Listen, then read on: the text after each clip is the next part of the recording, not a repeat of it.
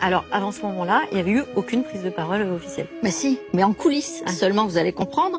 2 jours avant la journée d'action, c'était mardi, la communication de l'Élysée organise une petite rencontre dont elle a le secret, c'est-à-dire un déjeuner avec le président et 10 éditorialistes de la presse parisienne convoqués à peine 24 heures avant.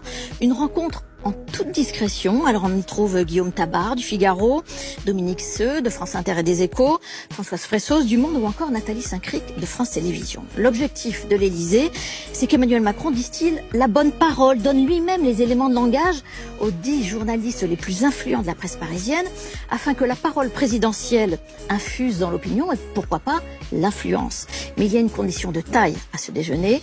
Les journalistes ne doivent pas dire qu'ils ont vu Emmanuel Macron et donc ne peuvent pas le citer. Ah bah du coup le secret a très bien tenu, notamment avec vous Ève. C'est raté.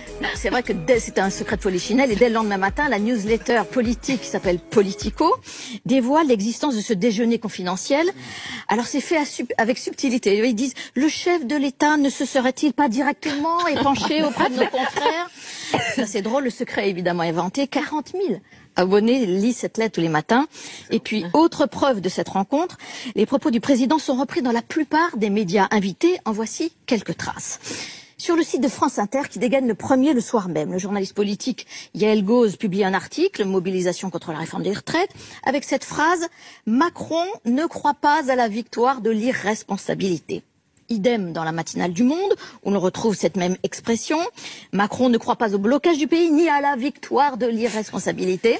Sur BFM TV, Benjamin Duhamel, présent aussi au déjeuner, utilise un vocabulaire identique. Tiens.